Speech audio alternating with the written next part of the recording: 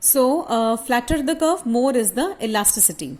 That we read under, we know when elasticity is greater than 1, then it's a demand curve is a flatter curve, and when elasticity is less than 1, it's a steeper curve. So you can see in this diagram, DD curve is a flatter demand curve and D1 curve is a steeper demand curve. So you will, आपने इसकी थोड़ी सी explanation करनी है with diagram, right?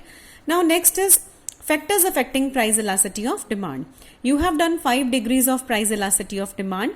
So let us now do some factors which are affecting, the degree of elasticity of demand.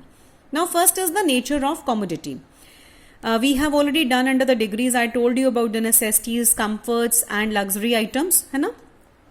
So in case of necessities में हमारी जो degree रहती है that is inelastic.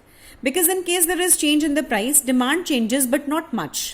ठीक है, डिमांड में बहुत ज्यादा कम चेंज आता है, ठीक है ना, ज्यादा चेंज नहीं आता. There is a slight change in the demand when we are consuming the necessities. And when we are consuming the comforts there is elastic demand, है ना, elastic demand. When we consume the luxury items there is more elastic demand. Means when price changes, quantity demanded changes. It changes in much proportion, greater proportion in case of luxury items. So you will write about here the nature of the commodity and its degree. Second point is availability of substitutes. Availability, जब हमें लगता है कि इसका कोई substitute good हमें मिल जाएगा. So when there are large number of substitute, the demand is more elastic. Why? Because a small rise in its price will induce the buyer to go for the substitutes. अगर आप Pepsi और Coke हैं, 2 examples हैं. अगर Pepsi का price बहुत rise कर रहा है, डिमांड कोक की बहुत ज्यादा बढ़ जाएगी. There will be more elastic demand over here. And in case there are no substitutes, then the elasticity of demand will be less elastic, क्योंकि और कोई सब्सटीट्यूट ही नहीं है. ठीक है, सो डिमांड चेंज होएगी अगर प्राइस चेंज होता है, बट बहुत ज्यादा चेंज नहीं आएगा. Then is income level. Now elasticity of demand for any commodity is generally less for higher income level groups. कहते हैं जिनकी इनकम बहुत ज्यादा है उनकी जो डिग्री है वो बहुत कम रहती है. बिकॉज इट डजेंट मैटर, उनके लिए कोई ये मैटर नहीं करता कि किसी कमोडिटी का प्राइस कितना ज्यादा इंक्रीज हो रहा है या फॉल हो रहा है. उन्होंने जो गुड्स कंज्यूम करने हैं वो कर ही लेंगे. ठीक है, so elasticity of demand for any commodity is less for those people who are very rich. And people who are not very rich, those like classes who are poor people or their income is very low, their elasticity of demand is highly elastic. है ना, उनके ऊपर बहुत ज्यादा फर्क पड़ता है. अगर प्राइस चेंज होएगा उनकी डिमांड हाईली इलास्टिक डिमांड रहेगी.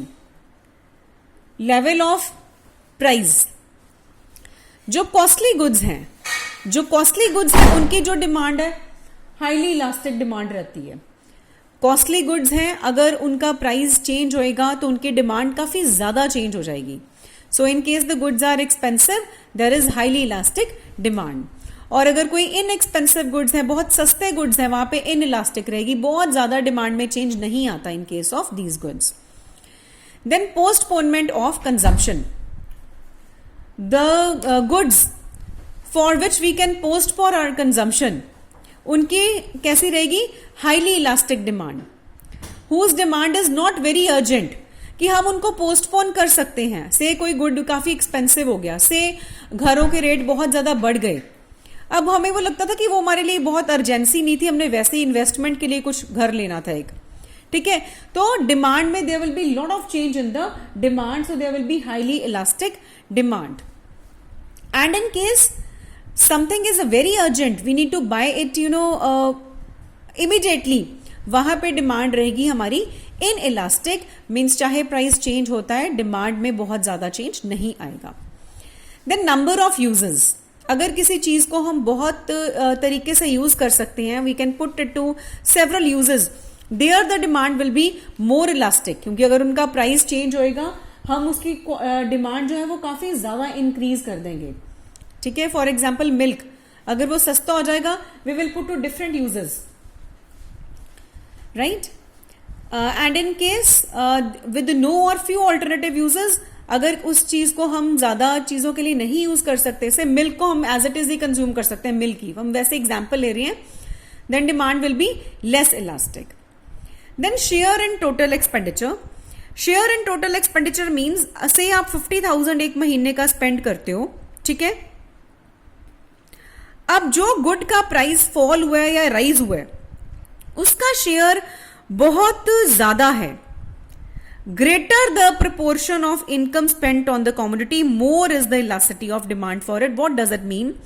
से आपकी इनकम 50,000 है, कोई ऐसी चीज है जिसके ऊपर आप 20,000 स्पेंड कर देते हो. अगर उस चीज का प्राइस बढ़ता है या कम होता है तो आपकी डिमांड पे काफी ज्यादा फर्क पड़ेगा, क्योंकि आप अपनी इनकम का काफी बड़ा पार्ट उसके ऊपर स्पेंड कर रहे हो. एंड इन केस अगर आप किसी कोई ऐसा गुड है जिसके ऊपर आप बहुत कम पैसे स्पेंड करते हो तो वहां पे डिमांड इनइलास्टिक रहेगी, डिमांड ज्यादा इन्फ्लुएंस नहीं करेगी. फॉर एग्जाम्पल सोप है, सोप सस्ता आता है 40-50 रुपीज का, 30 रुपीज का. अगर इसका प्राइस चेंज होता है हमारे ज्यादा एक्सपेंडिचर में फर्क नहीं पड़ता है. Then is time period.